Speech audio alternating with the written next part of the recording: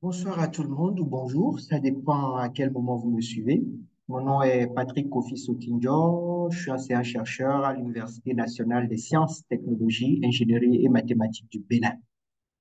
Je suis là pour vous faire une petite séquence sur le cours de traitement numérique du signal intitulé La transformée en Z. Mais avant, je vais essayer de faire un petit rappel de la dernière séquence qui montrait un peu les limites du produit de convolution. Pour rappel, on s'est dit que pour avoir le signal de sortie d'un système linéaire invariant, connaissant l'entrée et la réponse impulsionnelle, le signal de sortie était égal à quoi? Au produit de convolution du signal d'entrée et le signal de sortie.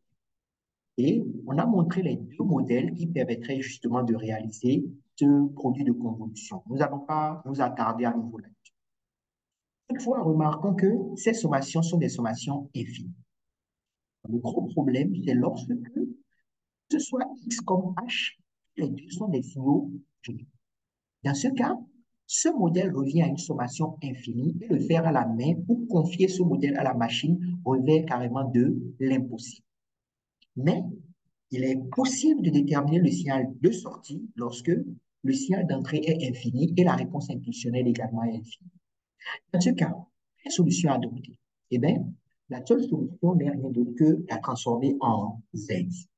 Mais comment utilise-t-on justement cette transformée en Z pour pouvoir déterminer Y de N lorsque le signal d'entrée et la réponse impulsionnelle sont tous deux infinis?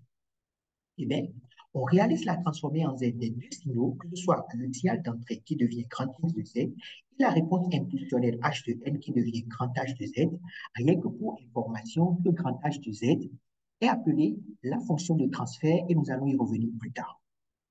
Une fois que nous avons X de Z et grand H de Z, eh bien, la transformée en Z de la sortie grand Y de Z, c'est le produit simple de notre transformée en Z du signal d'entrée grand X de Z et de la fonction de transfert qui n'est rien d'autre que la transformée en Z de la réponse impulsionnelle. Donc, comme nous savons faire le produit simple depuis notre classe de sixième ou de CP, eh bien, on a désormais le Y de Z qui est la transformée en Z de notre signal de sortie. Alors, une fois qu'on a Y de Z, pour avoir X, Y de N que nous cherchons, il faut faire la transformée en Z inverse de grand Y de Z. C'est aussi simple que ça.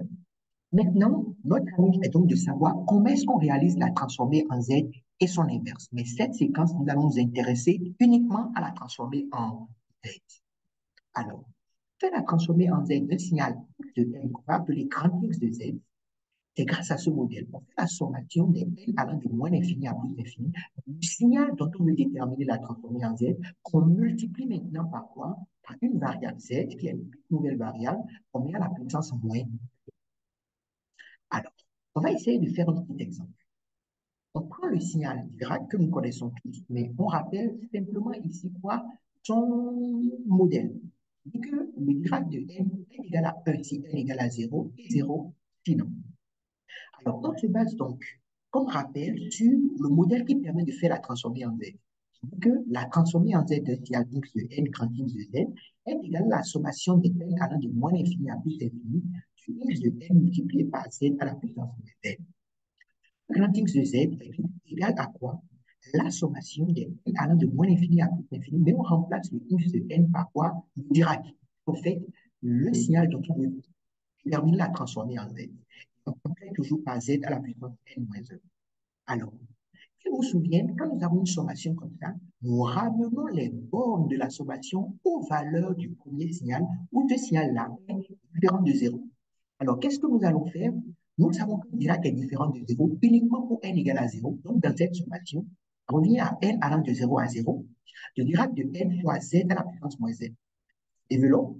Comme on a une seule valeur de n, ça revient à quoi? Dirac de 0 fois z à la puissance 0.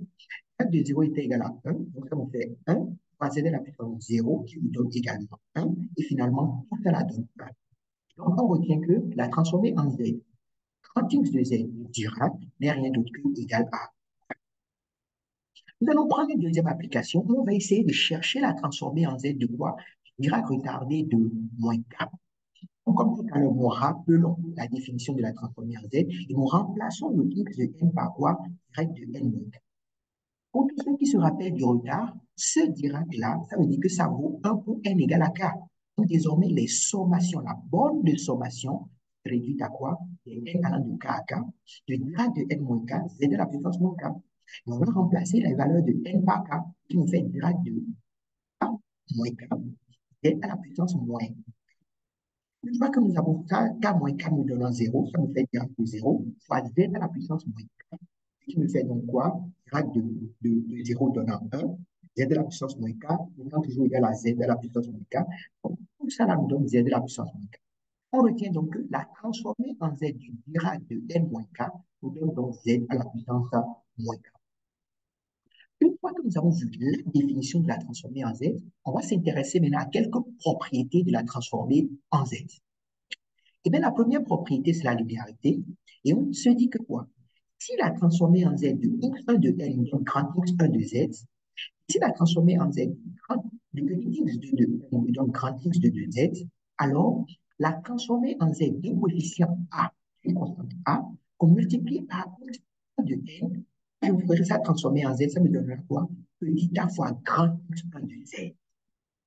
Donc, la transformée en z également sera multipliée par le même coefficient. De toute manière, on dit quoi? Si je fais un coefficient A multiplié par le premier signal x1 de n, plus un coefficient B multiplié par le deuxième signal x2 de n, et bien si on fait la transformée en z, ce même coefficient va multiplier quoi? La transformée en z du premier signal, plus le deuxième coefficient va multiplier la transformée en z du second signal. Alors, en guise d'application, on va s'intéresser à combien vaut la transformée en z d'un signal x de n qui est égal à A, le coefficient A, multiplié par quoi? Dirac de n. On se rappelle, d'après notre exemple précédent, que transformer en z de Dirac de n égale à A. Alors quoi? Transformer en z de A fois Dirac de n me donnera donc quoi? A multiplié par la transformée en z de Dirac de n. Et lui-même, la transformée en z de Dirac de n est égal à 1, comme on l'a rappelé, ça nous fait A fois 1, ce qui nous donne finalement A. Donc, on retient que la transformée en z de A fois Dirac de n nous donne tout simplement A en appliquant la propriété de linéarité. La deuxième propriété n'est rien d'autre que le retard. Donc, si la transformée en z de x1 de n me donne grand x1 de z, la transformée en z, il y a un qui manque, la transformée en z de x1 de k, donc le x1 retardé de k, me donnera tout simplement z moins k fois transformée en z de x1 de z. Simplement. Donc, prenons un petit exemple et on va ramener à nouveau quoi? Le Dirac retardé de k. Nous rappelons ici la définition ou la propriété du retard qui dit transformer en z un signal x n retardé de k qui fait z de la puissance moins k x1 de z.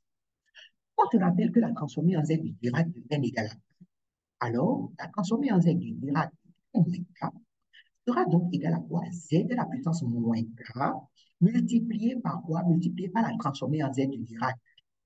Lui-même est égal à 1, donc ça nous fait z à la puissance moins k fois 1, ce qui nous donne finalement z de la puissance moins k.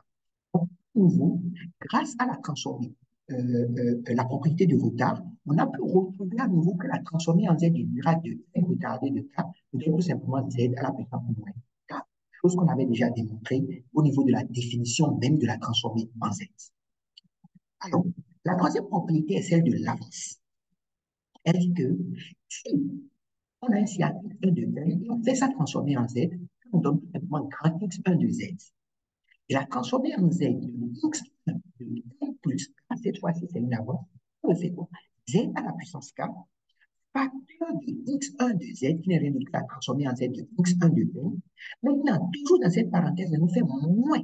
Sommation des n allant de 0 à k moins 1. Ça veut dire quoi? Si c'était n plus 1, on fait sommation des n allant de 0 à 1 moins 1, ce qui nous donne 0. Donc, sommation des n allant de 0 à 0, de x1 de n multiplié par z à la puissance moins. Donc là, c'est une définition. C'est un peu plus complexe que le retard, parce que le retard faisait simplement z à la puissance moins k fois x1 de z, mais ici, c'est z à la puissance k, facteur de x1 de z, moins maintenant cette sommation-là. Et attention, la borne supérieure de la sommation, c'est le k qui est ici moins 1. On fait maintenant x1 de n fois z à la puissance moins. Une autre petite erreur qu'on fait, c'est de penser que le z à la puissance k ne multiplie que x1 de z. Non, ça multiplie toute cette expression. Donc, après avoir développé ça, il faut multiplier le tout par z à la puissance Alors, on va prendre toujours un petit exemple. On va essayer de chercher la transformée en Z d'un signal X de n est égal à U de n plus k. Donc, l'échelon avancé de 2. On rappelle à côté le modèle qui permet de faire quoi? Qui permet de faire la transformée en Z du signal avancé de k. On nous donne comme information que la transformée en Z de n fait Z sur Z moins 1. Et ça, c'est donc vrai. On revient ici en disant quoi? Transformer en Z de U de n plus 2 va nous donner donc quoi? Z à la puissance 2, en référence à ceci que vous retrouvez dans le modèle, Z à la puissance 2, facteur de la transformée en Z de U de n, ce qui nous donne U de Z, moins maintenant, sommation des n allant de 0 à k moins 1, k valeur 2, ça nous fait donc 2 moins 1, ce qui fait 1, de n fois Z à la puissance moins n, d'après le modèle, c'est exactement cela. Ferme la parenthèse. On va remplacer U de Z par ce que ça va développer ceci. On fait donc Z à la puissance 2, facteur de transformer en Z de U de N, ce qui me donne Z sur Z moins 1, moins maintenant U de 0, Z à la puissance moins 0, qui est là, moins encore U de 1, Z à la puissance moins 1, ce qui est joliment écrit ici. Alors, on continue toujours, ça nous donne donc quoi? Z à la puissance 2, Z sur Z moins 1, U de 0 dans l'échelon, ça fait 1. La puissance 0, ça donne 1. Donc, ça fait moins 1 fois 1. Moins encore, U de 1 se donne toujours 1. Z de la puissance moins 1 nous donne Z de la puissance moins 1. Donc, on fait moins 1 fois 1. Moins 1 fois Z de la puissance moins 1. Ce qui est donc égal, si je fais rentrer mon Z carré, celui-là, ça devient Z de la puissance 3 sur Z moins 1. Il devient moins Z au carré parce que tout ça me donne 1. Moins maintenant Z au carré fois Z moins 1, ce qui me donne Z tout simplement. Donc, voilà un peu l'expression de la transformée en Z de U de N plus 2. Alors, si on est d'accord avec ça, on va passer à la dernière propriété dont je voudrais vous parler, qui n'est rien d'autre que la propriété du produit de convolution, qui dit que si la transformée en Z de x1 de n me donne x1 de z, et si la transformée en Z de x2 de n me donne grand x2 de z, alors la transformée en Z du produit de convolution de x1 de n par x2 de n me donne grand x1 de z fois grand x2 de z. C'est bon. Alors, en guise de synthèse, on va dire simplement que quoi? La linéarité, lorsque nous avons un coefficient A qui multiplie x1 de n plus un coefficient B qui multiplie x2 de n, on veut faire ça transformer en Z, ça nous fait quoi? A transformé en Z du premier signal plus B transformé en Z du second signal. On cherche la transformée en Z d'un signal retardé de K, ça nous fait tout simplement Z à la puissance moins K, grand X de ce signal-là de Z.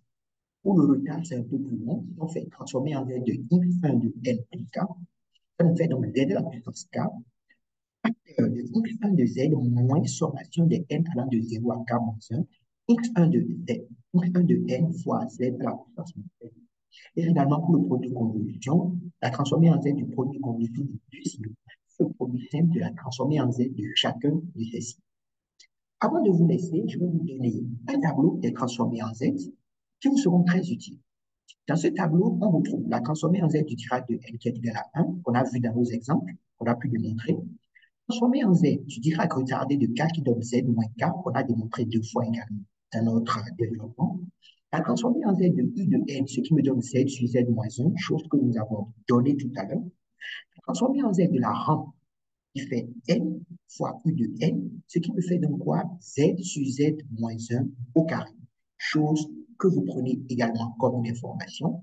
Et finalement, la transformée en z de la fonction exponentielle a de n, ce qui nous fait a à la puissance n fois u de n, ce qui nous fait z sur z moins 1.